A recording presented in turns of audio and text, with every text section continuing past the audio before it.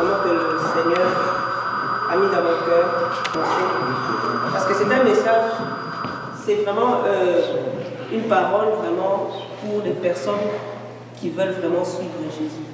C'est juste une question, c'est pas un sondage, c'est pas qui veut suivre Jésus. Est-ce qu'on veut suivre Jésus? Qui veut, tout le monde veut suivre Jésus. Amen. Parce que c'était vraiment un message juste pour les personnes qui veulent suivre Jésus. Si tu ne veux pas suivre Jésus, ça ne te concerne pas toi. Donc nous allons prendre la parole de Dieu dans le livre de Matthieu. Je vais prendre le micro pour ma voix. Allô, est-ce qu'on m'entend mieux? Amen. Amen. Nous allons prendre donc nos Bibles dans le livre de Matthieu, Matthieu 10.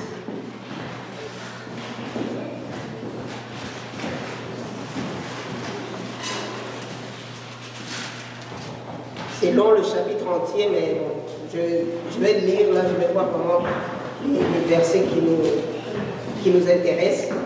Matthieu chapitre 10. Matthieu, donc c'est dans le Nouveau Testament. C'est le premier livre du Nouveau Testament. Matthieu chapitre 10. Vous savez, lorsque le Seigneur m'a donné à lire ce passage, je me souviens encore, c'était il y a quelques mois, j'étais vraiment très malade. Je n'arrivais même pas à me lever. Je me sentais vraiment, je me souviens de ce jour-là, je me sentais trop mal. Je n'étais même pas capable de m'occuper des enfants. J'étais dans mon lit, je ne pouvais pas me lever. Et je priais, j'essayais de prier. En fait, je ne pouvais même pas prier avec mon intelligence. Je priais juste en langue, Et j'étais étendue sur le lit. Et le Seigneur m'a demandé d'aller lire ce passage. Et vu que j'étais malade et que je priais, vous savez, quand on est malade, on prie pour la guérison. Donc, quand le Seigneur m'a dit, va lire Matthieu 10, je me suis dit, sûrement, il y a un message de guérison là-dedans. Et puis là, il me dit, médite tout le chapitre.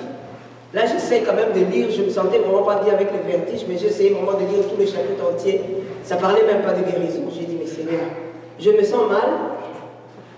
Et moi, je m'attends à une parole de consolation. Et puis, tu me dis une parole pareille. Le Seigneur, il sait ce qu'il fait. Donc, j'ai compris une chose, tout ce que nous traversons, même la maladie, même les difficultés, le Seigneur va le prendre, c'est pour une cause. Toute chose concourt au bien de ceux qui aiment Dieu. Quand nous passons même par des difficultés, c'est une formation. Là, vraiment, j'ai compris que le Seigneur a permis que je passe, parce que le Seigneur n'envoie pas la maladie, c'est le diable, mais il permet des fois qu'on soit attaqué comme ça. Il y a des choses qu'on peut recevoir, il y a une formation, il y a la marche dans la foi, il y a beaucoup de choses qu'on peut recevoir, donc on passe des moments difficiles comme ça. Sinon, nous les hommes, nous n'apprenons rien. Quand c'est trop facile, nous n'apprenons rien. C'est pourquoi le Seigneur permet des choses comme ça nous sommes capables d'apprendre beaucoup de choses avec le Seigneur. Amen. Amen. Donc nous avons pris nos Bibles dans le livre de Matthieu. Je vais commencer à lire ce qui nous concerne. Ben, je vais tout lire, mais bon, on va tout lire. Alors, Jésus, ayant appelé ses 12 disciples, leur donna la puissance sur les esprits mauvais pour les chasser hors des possédés et pour guérir toutes sortes de maladies et toutes sortes d'infirmités.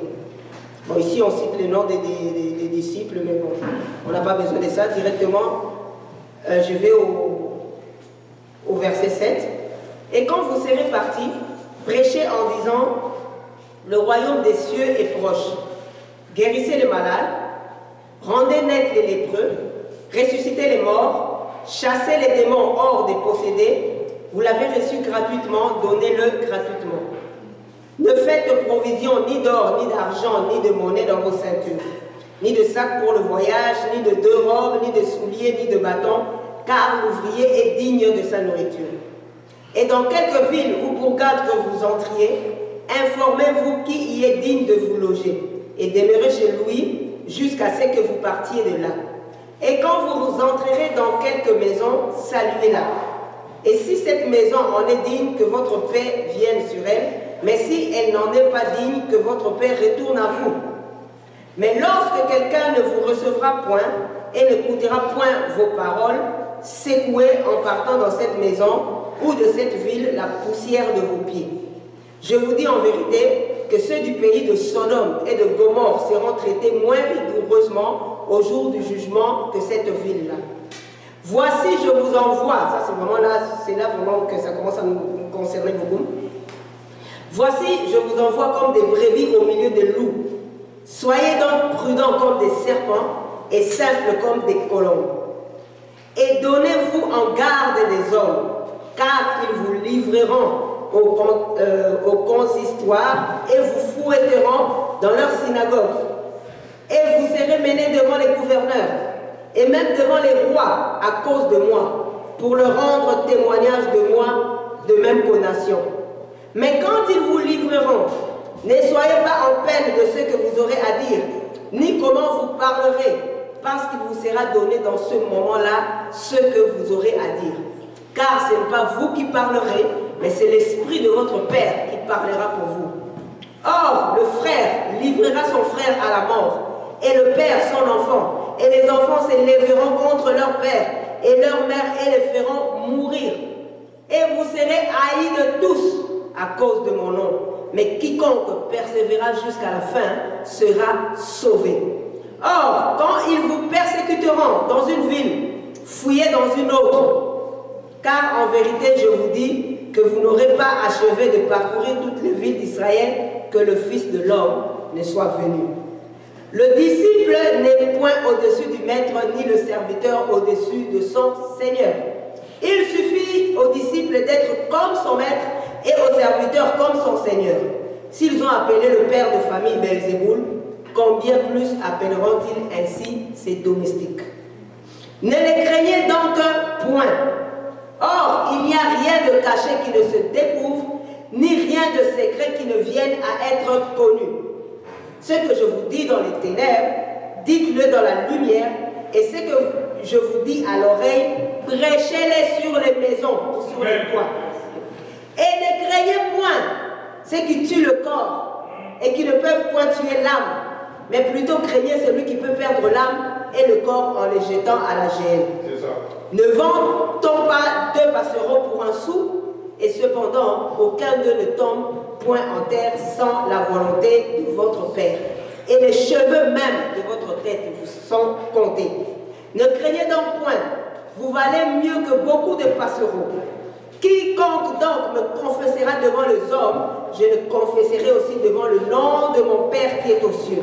Mais quiconque me reniera devant les hommes, je le renierai aussi devant mon Père qui est aux cieux. Ne croyez pas que je sois venu pour apporter la paix sur la terre. Je ne suis pas venu apporter la paix, mais l'épée. Car je suis venu mettre la division, mettre en division le fils contre le père, et la fille contre sa mère, et la belle-mère contre la belle-fille contre sa belle-mère. Et les propres domestiques d'un homme seront ses ennemis. Celui qui aime son père ou sa mère plus que moi n'est pas digne de moi. Celui qui aime son fils ou sa fille plus que moi n'est pas digne de moi. Et quiconque ne prend pas sa croix et ne vient pas après moi n'est pas digne de moi. Celui qui aura conservé sa vie la perdra, mais celui qui aura perdu sa vie pour l'amour de moi la retrouvera. Celui qui vous reçoit me reçoit, et celui qui me reçoit reçoit celui qui m'a envoyé. Celui qui reçoit un prophète en qualité de prophète recevra la récompense d'un prophète. Et celui qui reçoit un juste en qualité de juste recevra la récompense d'un juste. Et quiconque aura donné à boire seulement un verre d'eau froide à un de ces petits en qualité de disciple, je vous dis en vérité qu'il ne perdra point sa récompense. Amen. C'est la parole du Seigneur. J'étais vraiment étonné que le Seigneur me donne une parole comme ça alors que j'étais vraiment sur le lit très malade. Et j'ai compris la mission. Je bénis le Seigneur, nous sommes vraiment conduits par l'Esprit. Parce que tout à l'heure, Rigobert était en train de parler des serviteurs. La moisson est grande, il y a peu d'ouvriers. Le Seigneur est venu, il a révélé le Père. Il a révélé le Père pour que nous puissions comprendre que nous sommes des enfants de Dieu. Mais ça ne s'arrête pas là, je suis fils de Dieu et puis je reste là. Non, il y a la mission, il y a la moisson. Si Louis, il est venu pour nous montrer l'exemple de la relation avec le Père, mais il a accompli sa mission. Il n'a pas voulu qu'il soit le seul à dire oui, Père. Il a voulu que plusieurs personnes soient sauvées. Il est allé jusqu'à la croix. Et là, il dit quiconque ne prend pas sa croix. Donc nous aussi, nous sommes appelés à suivre Jésus. C'est pourquoi j'ai demandé, je ne sais pas si, après avoir lu ces paroles, si on veut encore suivre Jésus. Parce qu'il a dit, on vous persécutera. Donc l'homme aura pour ennemi les gens de la maison de son père.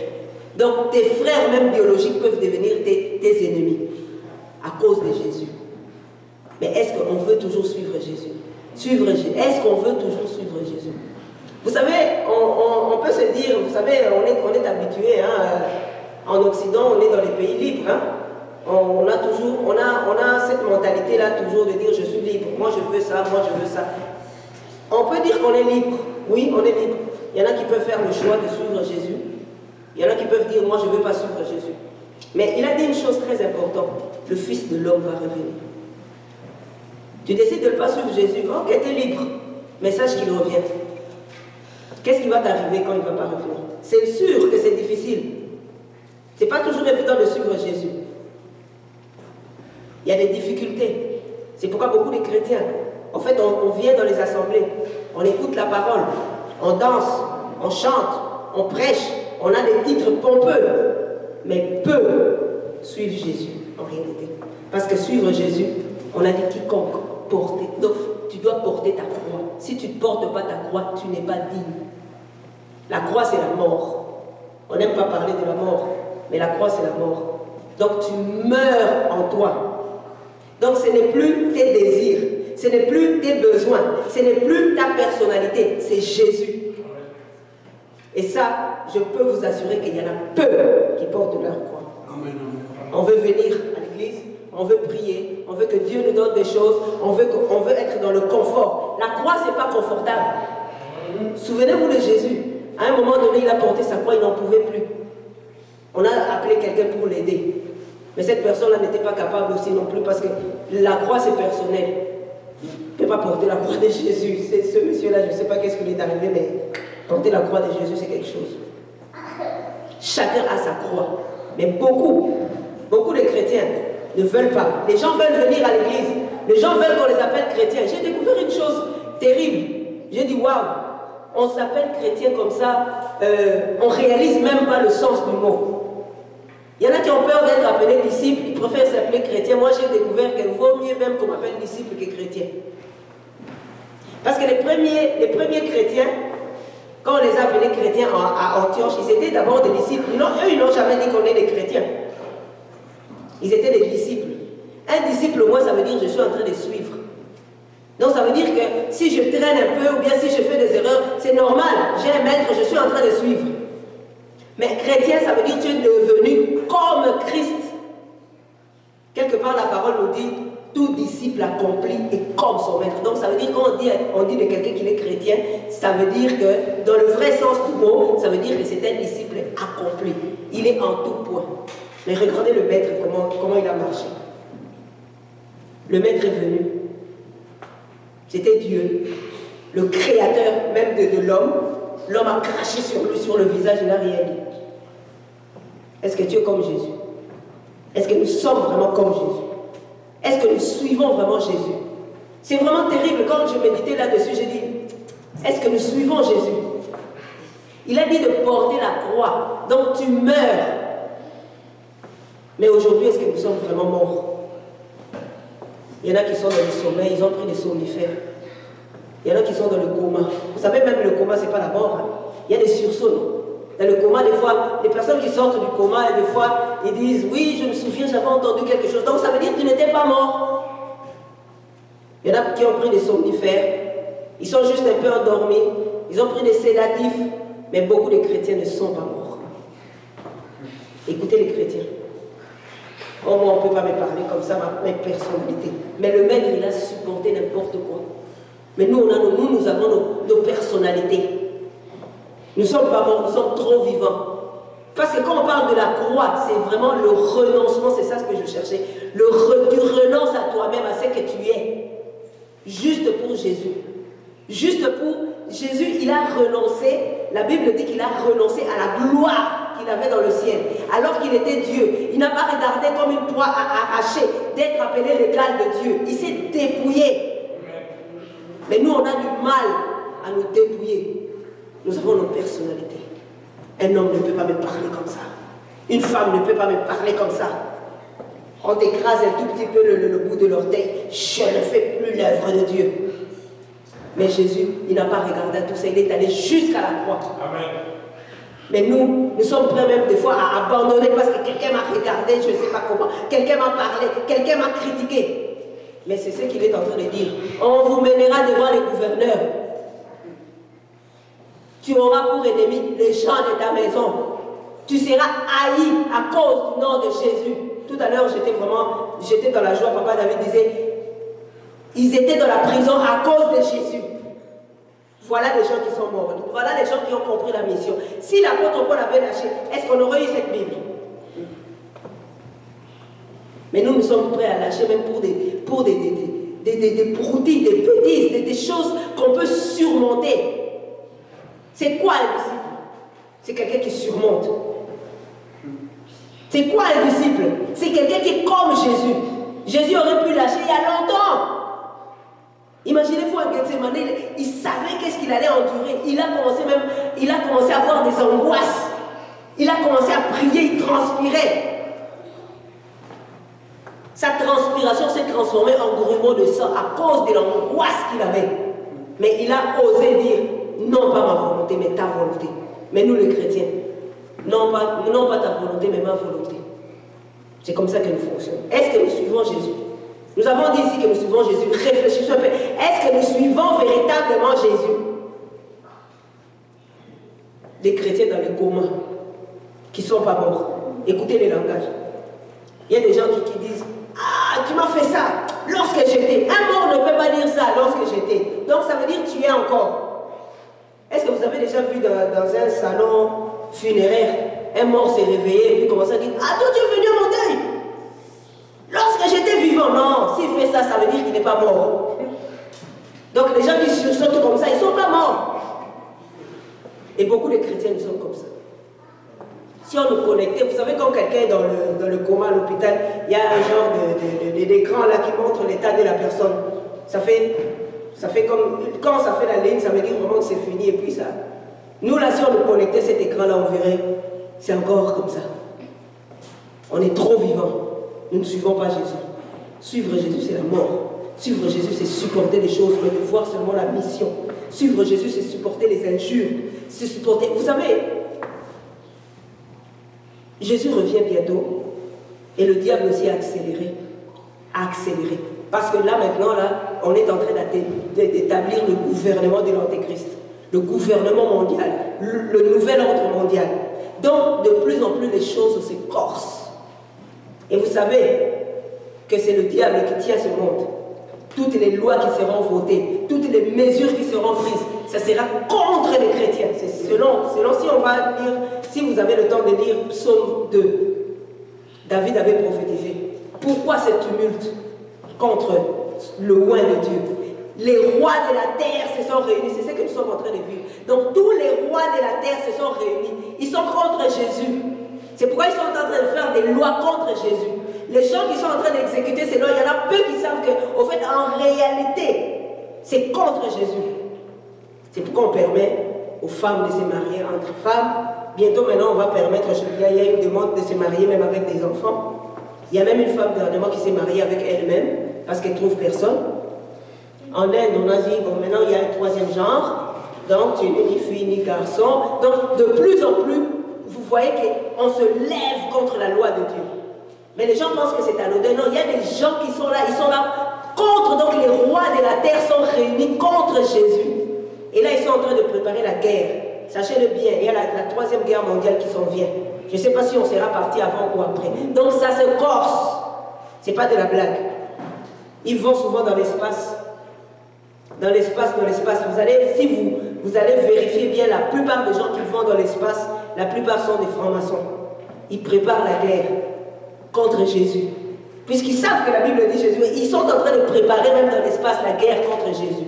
Ce n'est pas de la blague. Donc c'est vraiment, nous sommes en guerre.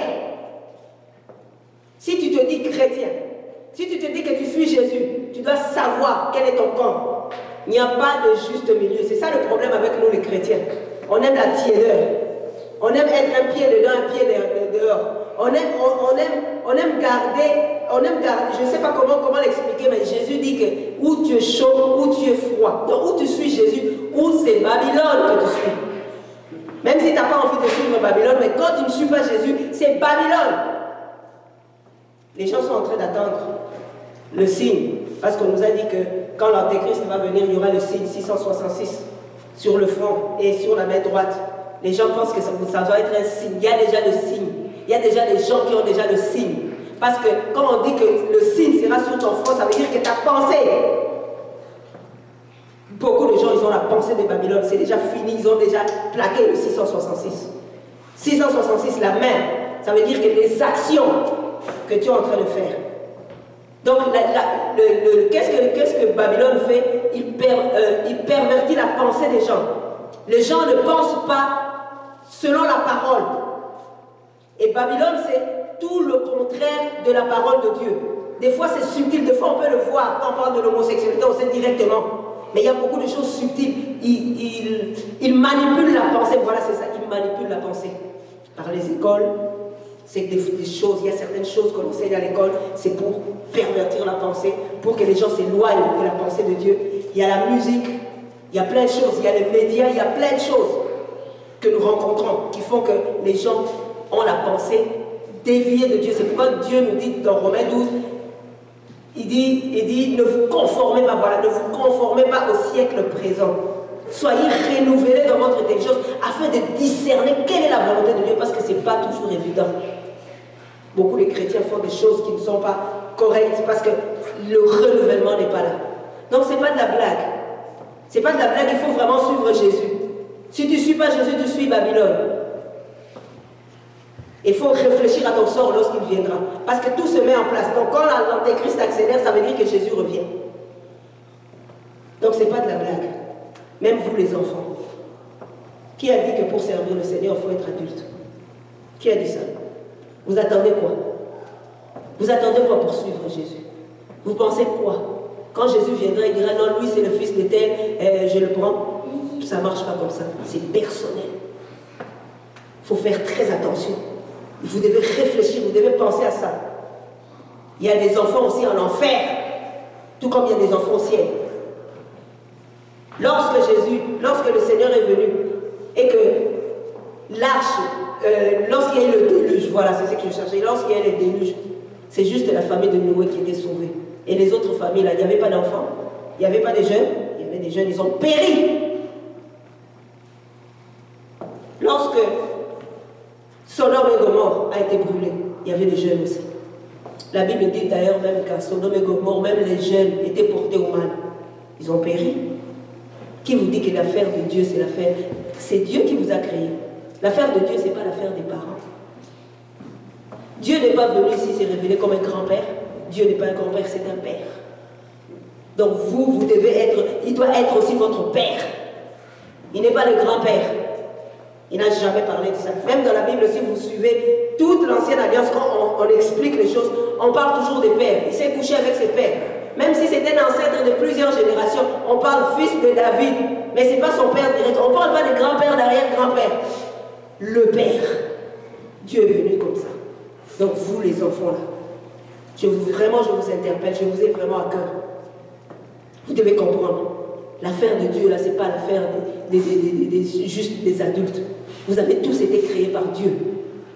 Josias, quand il est devenu roi à 8 ans. Jérémie le prophète, il avait 15 ans, selon l'histoire. Samuel, le jeune Samuel, il était dans le temple avec Élie. La Bible dit même que les visions étaient rares. Dieu ne parlait plus, mais il a appelé Samuel. Samuel a écouté la voix. Vous pouvez écouter la voix de Dieu. Jésus, à 12 ans, il discutait avec les docteurs de la loi. Ses parents sont venus, ils ont dit, mais Jésus, on te cherchait, parce qu'ils devaient retourner dans leur village. Ils ont dit, mais Jésus, on te cherchait. Il a dit, mais savez-vous pas que je dois m'occuper des affaires de mon père? Il avait 12 ans, mais il avait compris. Il y a le père biologique, mais le père des pères. Quand est-ce que vous allez vous occuper, vous, des affaires de votre père céleste? C'est pas de la blague. Même les enfants aussi doivent suivre Jésus. Quand il viendra là, il ne va pas dire c'est le fils de... Non, tous ceux qui sont déjà en âge de comprendre, ce n'est pas de la blague. Donc, vous devez penser à ça. Vous devez réfléchir à ça. Il faut suivre Jésus. Des fois, je me posais vraiment plein de questions, je disais, surtout sur les enfants. Je disais, est-ce que vraiment nos enfants suivent Jésus? Et puis là, j'ai commencé à réfléchir à beaucoup de choses. Je dis, je comprends maintenant. Vous savez, quand vous allez suivre Jésus, vous allez être différent. C'est vous, parce que nous, des fois, nous, on ne peut pas venir prêcher à vos amis à l'école. Mais c'est vous. Vous êtes appelés à révéler Jésus. Là où vous serez, parce qu'il y a des endroits où vous êtes, nous, on ne peut pas être là. C'est vous qui allez révéler Jésus à vos amis. Lorsque vos amis vont commencer à vous dire, quand vous allez commencer à suivre réellement Jésus. Parce que là, vous suivez, j'ai l'impression que vous suivez plus les parents d'abord. Mais lorsque vous allez commencer à suivre Jésus, ça va encore aller plus loin. Lorsque les amis vont dire, on va tricher, tu vas dire, non, moi je ne triche pas, je suis Jésus. Quand un garçon viendra dire, ah, je veux que tu sois ma petite copine, qu'on fasse des bisous, tu vas dire, non, non, non, non, non, je suis Jésus. Lorsque les amis vont dire, oui, on va regarder des choses bizarres sur Internet, tu vas dire, non, non, non, non, non, je suis Jésus. Lorsque vous allez suivre véritablement Jésus, vous serez la lumière. Ce n'est pas une affaire des petits enfants, des grands.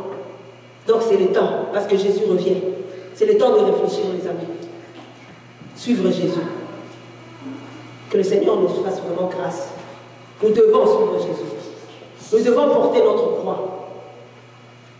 Nous devons entrer dans cette vision-là. Il n'est pas venu juste, oui, oui, mais il y a la mission.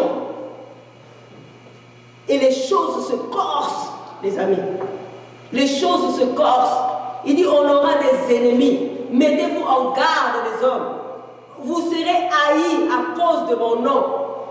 On doit se préparer à ça, si vraiment on veut suivre Jésus. La Bible dit que ceux qui veulent vivre même pieusement en Jésus seront persécutés. Mais lui-même, il a été persécuté. Le disciple n'est pas plus grand que le maître. C'est quelque chose que nous devons réaliser tous les jours. Le disciple n'est pas plus grand que le maître. Nous devons arrêter un peu de pleurnicher sur nous-mêmes. Comme je le disais, là, moi j'étais malade, je m'attendais à une parole de consolation. Mais le Seigneur dit, la mission. Nous devons arrêter un peu, nous devons suivre Jésus. Arrêtons un peu de tout le temps nous regarder nous-mêmes. Nous devons être des chrétiens matures.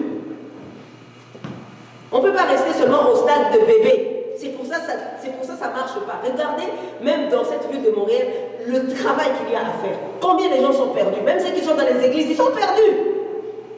Ils ne suivent pas Jésus, ils suivent des hommes. Donc ils s'en vont tranquillement vers l'enfer. Et puis nous, on est là, on les regarde, oui, aller à l'enfer. Mais non, ce n'est pas ce que le Seigneur nous demande. Est-ce que quand on allume une lampe, c'est pour la cacher sous le lit? Non. La lampe, on doit la mettre quelque part où ça va éclairer tout le monde. Nous sommes la lumière du monde. Donc si le Seigneur nous a fait part, si nous connaissons même le peu de vérité que nous connaissons, nous devons la partager. Nous devons partager. Il a dit, ce que je vous dis dans les ténèbres, dites-le sur les toits. Tout le monde doit l'entendre. Ce que je vous dis en secret, dites-le. Parce que le Seigneur, lui, ne veut pas que les gens se perdent. Il ne veut pas que l'homme qu'il a créé aille en enfer. C'est pourquoi nous avons cette responsabilité-là. Alors nous devons arrêter un peu de pleurnicher sur nous-mêmes. Nous devons un peu arrêter de nous apitoyer sur nous-mêmes. Ah, moi, on m'a fait ça. Ah, moi, on m'a dit ça. Alors j'arrête. Alors je fais plus ça. Non! À un moment donné, là, il faut qu'on arrête. On ne veut pas mourir. On ne veut pas supporter. Le Créateur, il a supporté. Il s'est fait cracher dessus. Il s'est fait flageller. Il s'est fait insulter. Mais il a regardé sa mission. Or, la Bible, qu'est-ce que la Bible nous dit? le disciple n'est pas plus grand que le maître. Donc il suffit au disciple d'être comme son maître. Le maître a supporté, toi aussi tu dois supporter. On n'est même pas capable de supporter même une injustice. C'est grave. On s'en fout que les gens meurent. C'est grave. On a même peur de dire la vérité des fois parce qu'on veut garder les amis. Qu'est-ce qu'il a dit ici? Celui qui aime son père, sa mère, plus que moi, n'est pas digne. On ne veut pas dire la vérité. Il a dit, je ne suis pas venu apporter la paix, mais l'épée. Nous, on cherche une paix humaine. Non. On doit dire la vérité, même au prix de notre vie. On doit dire la vérité, même au prix de certaines amitiés. Si moi, je ne te dis pas la vérité, tu vas en enfer. Qu'est-ce que je gagne là-dedans? On doit se dire la vérité. On doit dire la vérité de la parole de Dieu. Quel que soit le prix que ça va coûter, c'est ce que Jésus nous dit. Et Jésus, on est venu le dire, on a dit, Jésus, il y a ta mère et tes frères qui te cherchent. Il a dit, qui est mon frère, qui est ma mère? C'est ceux qui font la volonté de Dieu. Donc on ne doit plus, en ce temps ici que nous vivons, on ne doit plus être dans ces choses-là. Oh, qui est mon frère, qui est ma mère? C'est la personne avec qui je mange la chicoine. Non! C'est la personne qui fait la volonté de Dieu.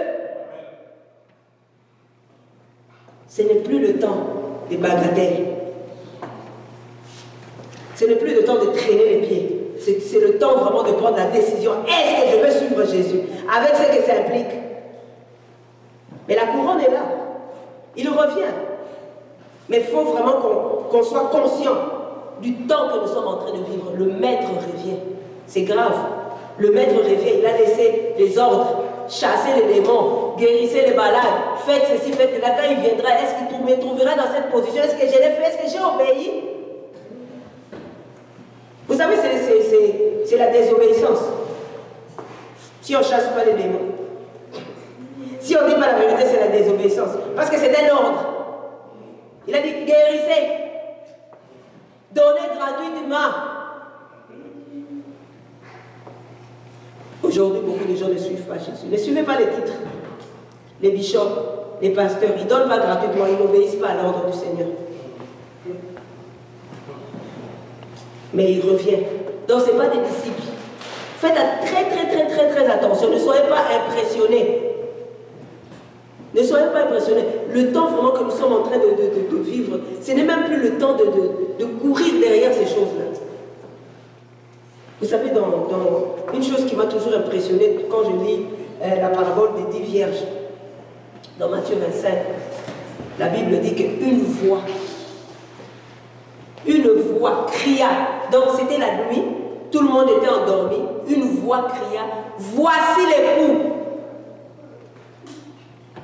Donc dans le temps des ténèbres, parce que là nous sommes dans le temps des ténèbres, regardez comment le péché abonde. C'est les ténèbres. C'est le temps aussi de sommeil. Beaucoup de gens sont endormis.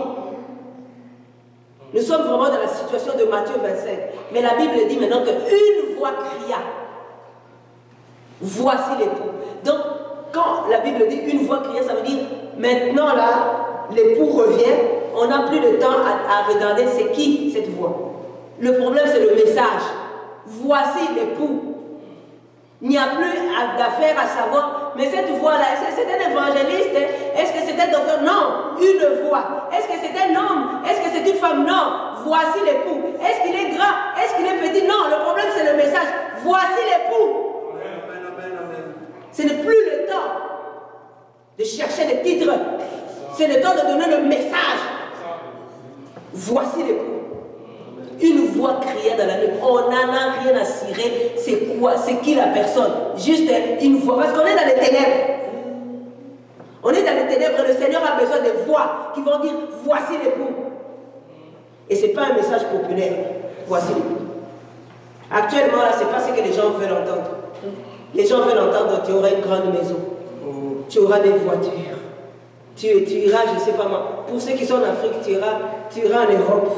Pour ceux qui sont en Europe, je ne sais pas où est-ce qu'ils iront. Écoutez-moi un peu la vision. Écoutez-moi un peu la prédication. Tu iras en Europe. Et ceux qui sont en Europe, ils iront où? Si arriver, c'est être en Europe. Et ceux qui sont en Europe, qu'est-ce qu'ils doivent prêcher? Regardez comment la chrétienté est pervertie. des pasteurs maçonniques. Aujourd'hui, c'est devenu... Il y a un temps, c'était impensable d'imaginer qu'un pasteur peut être franc-maçon. Maintenant, c'est devenu normal. Il y a des loges maçonniques juste pour les pasteurs. Comme ça, ils se retrouvent entre eux. Ce n'est pas de la blague. Le monde vraiment s'en va à la perte. Donc ça veut dire que le retour est imminent. Chaque fois qu'il y a eu exagération de péché, le Seigneur revient. Chaque fois qu'il y a exagération, le Seigneur descend. Quand ça atteint le paroxysme, il revient. Donc là, on est en train d'atteindre le paroxysme. Je ne sais pas s'il y a encore pire que ça. Des fois, quand je regarde tout ce qu'il y a, je dis, est-ce que Seigneur, il y a encore pire que ça? Donc ça veut dire vraiment qu'il vient. Ce n'est pas de la blague. Les enfants, ce n'est pas de la blague. Vous allez à l'école, gloire à Dieu. Vous faites des sports, vous faites plein de choses, gloire à Dieu. Mais n'oubliez pas le retour. Tu peux avoir un diplôme. Mais si tu restes, à quoi te servirait le diplôme? Tu vas rester avec l'antéchrist? L'antéchrist maintenant va te dire renie Jésus. Tu ne veux pas renier, on te coupe un bras. Il ne va pas te tuer directement. On coupe d'abord un bras, on crève l'œil. Ça sera terrible. Moi, je le souhaite, même à mon pire ennemi, je souhaite à personne de rester avec l'antéchrist. Parce que Jésus viendra chercher les siens. C'est terrible, il faut que l'Église en parle. Aujourd'hui, les gens ne veulent pas en parler. Je ne comprends pas le message de la vérité, les gens, on n'en parle pas. On veut parler de futilité, on endort les gens. On les amène en enfer. Pourquoi? Parce que la plupart de ces églises-là sont déjà corrompues, ils ont déjà la marque. Leur façon de réfléchir a déjà changé. C'est Babylone. Réveillez-vous, les enfants. Suivez Jésus. C'est pourquoi même des fois, quand les parents vous disent n'écoutez pas les musiques du monde, vous ne comprenez pas pourquoi ils disent ça. Parce que vous ne suivez vraiment pas Jésus. Lorsque vous allez suivre Jésus, même les musiques que vous écoutez là, vous allez les abandonner. Parce que les gens qui font cette musique-là, ce sont des satanistes. Les gens qui adorent Satan, ils le disent clairement qu'ils adorent Satan. Vous écoutez leur musique parce que vous ne suivez pas encore Jésus. Le jour où vous allez suivre Jésus, vous allez sentir vous-même que ça ne marche pas. Ce sont les prophètes de l'Antéchrist. Ils travaillent avec les musiciens du monde. Les gens qui font des incantations. Et vous écoutez leur musique tranquillement. Vous ne suivez pas encore Jésus. Décidez-vous, les enfants. Décidons-nous, nous aussi, les adultes. C'est vraiment terrible. C'est vraiment terrible, les amis. Que le Seigneur vraiment nous fasse grâce. C'est le temps de prendre la décision. C'est pourquoi il dit, soit que tu es tiède, soit que tu es froid, soit que tu es chaud. Tu es tiède, je te vomirai. Les chrétiens, aujourd'hui, ceux qui se disent chrétiens, ils ont fait une zone grise. Ah, il ne faut pas être trop spirituel. Qui a dit ça? C'est où le verset dans la Bible où on a mis un plafond de la spiritualité? Il faut être spirituel. Il ne faut pas, au contraire, il ne faut pas être charnel. Parce que nous aimons le monde. C'est ça notre problème. Or, la Bible dit que celui qui aime le monde est en inimitié avec Dieu. N'aimons pas le monde. On doit vivre dans le monde. Il y a certaines choses qu'on n'a pas le choix. On doit respecter certaines lois, les lois qui sont en accord avec la parole, qui ne dérangent pas la parole de Dieu. On doit vivre dans le monde, mais nous ne sommes pas de ce monde. Nous ne sommes pas appelés à rester. Malheureusement, ce qu'on prêche dans les églises, ce sont des choses qui poussent les gens à rester. On vous dit, oui, investissez, je ne sais pas combien pour une salle. Donc, c'est pour rester. On prêche ce genre de choses pour rester. On te dit, oui, tu seras millionnaire. C'est pour rester. C'est écrit où dans la Bible, là? Qu'on va être millionnaire. Donc, on prêche un évangile pour rester. Faites très attention. Mais nous, ce n'est pas ce que le Seigneur nous appelle à prêcher. Il a dit à ses disciples, donc allez, dites, le royaume des cieux, je vais le redire là, parce que le royaume des cieux est proche. Allez, dites, le royaume des cieux est proche. Où est l'affaire des salles de 10 000? Ici. L'ordre que le maître a donné. Si vraiment quelqu'un se dit chrétien, il doit suivre cet ordre. Où est l'affaire des salles? Oh, cotisons pour une salle de 1 million. Où est l'affaire des salles de 1 million? Le royaume des cieux est proche. Où est l'affaire des maisons? Le royaume des cieux est proche. Où est l'affaire des voyages? Le royaume des cieux est proche. C'est vraiment terrible. C'est pourquoi on ne doit pas appeler n'importe qui chrétien. Chrétien, c'est celui qui suit Christ. Chrétien, c'est celui qui est comme Christ. Tu ne prêches pas le message de Christ. Pourquoi tu veux t'appeler chrétien? Fais ton entreprise avec ton nom et ta vision.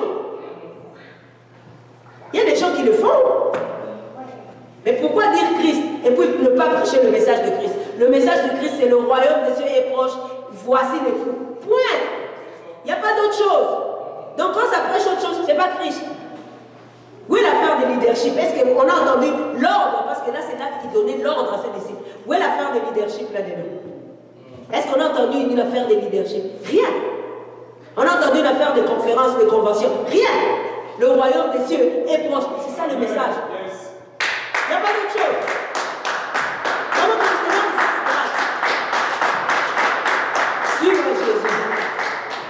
Les amis, suivre Jésus. Il y a la persécution. Il y a les critiques. Il y a des problèmes. Il y a plein de choses. Mais au moins, être sur la bonne voie. La Bible dit ceci. Large et spacieux est le chemin qui mène à la perdition.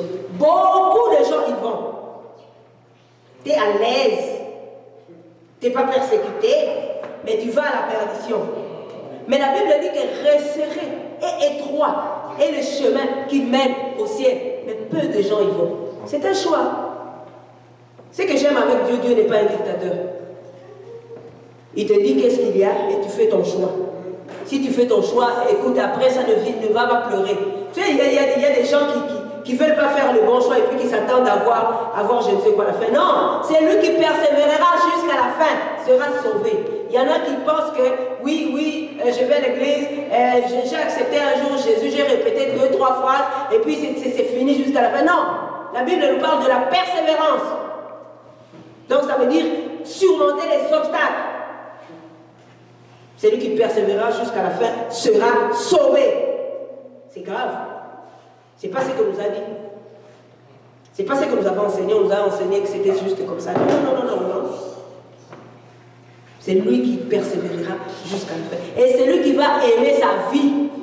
C'est là où on parlait de la mort. C'est lui qui va aimer sa vie, va la perdre. Tu veux conserver ta vie, tu ne veux pas dire la vérité, sinon tu vas perdre des amis, tu ne veux pas dire la vérité, sinon on va t'attaquer, tu ne veux pas dire la vérité, sinon tu perdras ta vie. Regardez l'apôtre Paul, ils étaient en prison. L'apôtre Pierre avec l'apôtre Jean, on les avait aussi fouettés en prison comme ça. Et puis même en sortant, on les a dit, allez, mais ne parlez plus de ce Jésus. Hein. Ils sont sortis, ils ont commencé à prier, ils ont dit, Seigneur, donne-nous l'assurance de parler encore de toi. Aujourd'hui, nous les chrétiens, on ne veut pas. On veut notre confort. On ne veut pas, on ne veut même pas une critique. Eux, ils ont été même fouettés. Aujourd'hui, bon, la loi ne permet pas qu'on en arrive là juste. Par contre, il y a certains pays où ça se fait, il y a vraiment la persécution. Mais nous, aujourd'hui même, ne fût-ce qu'une critique. On ne veut pas. C'est bien, tu es libre. Mais celui qui aimera sa vie la perdra. Donc il faut qu'on en arrive là où le maître est arrivé. Si nous nous disons chrétiens, si nous nous disons disciples. Et ce n'est pas tout le monde qui le veut. On dit en parole, en théorie, qu'on suit Jésus, mais il faut qu'on réfléchisse. À partir de ces paroles, il faut qu'on réfléchisse. Est-ce que nous suivons réellement Jésus? Ou bien est-ce que nous sommes prêts à suivre réellement Jésus? On arrête un peu les paroles. On arrête un peu le paraître. Il y a une chose aussi vraiment qui est terrible chez nous les chrétiens. On aime beaucoup le paraître, mais le être n'est pas là. Donc tu parais. On vient à l'église, papa, maman, les enfants, on paraît chrétien. Mais est-ce que nous le sommes? On paraît, mais on n'est pas. Et ça là, même si les hommes ont l'impression que tu es chrétien, mais Dieu te voit, il ne te connaît pas. Parce que tu ne le suis pas. Et c'est terrible. Il est temps d'être vrai. Il est temps de choisir son camp. Parce que le maître revient. Et il y aura des comptes, il y aura des pleurs et des grincements des dents. Il y a beaucoup de gens qui vont dire, mais Seigneur, je t'ai suivi. Non, tu ne me suivais pas, tu suivais un bishop. Combien de chrétiens suivent des bishops? Ah, mon bishop a dit, mon pasteur a dit. Le pasteur, c'est Jésus. L'évangéliste est Jésus. Le docteur est Jésus. Le prophète est Jésus. L'ancien Jésus. C'est terrible. Jésus veut qu'on le suive, lui. Il a établi les hommes et on respecte les hommes. Mais si tu es derrière les hommes et que tu n'es pas derrière Jésus, c'est vraiment triste. Que le Seigneur nous fasse grâce. On n'ira pas plus loin. On va encore prier. On va vraiment réfléchir. Est-ce que je suis réellement Jésus? Et si quelqu'un ici se rend compte qu'il ne suit pas Jésus et qu'il veut suivre Jésus, à la lumière de ce que nous avons partagé, et qu'il se rend compte que non, je veux prendre la décision de suivre Jésus, nous allons prier pour cette personne. Tu peux lever ta main, on va prier. Si tu te rends compte que tu suivais Jésus, mais à un moment donné tu t'es égaré, tu veux revenir à Jésus, lève ta main, nous allons prier pour toi. Est-ce qu'il y a quelqu'un qui veut suivre encore Jésus à la lumière de ce que nous avons dit? Est-ce que quelqu'un veut suivre Jésus? Quelqu'un veut prendre la décision de suivre Jésus? Alors nous allons nous lever, nous allons prier.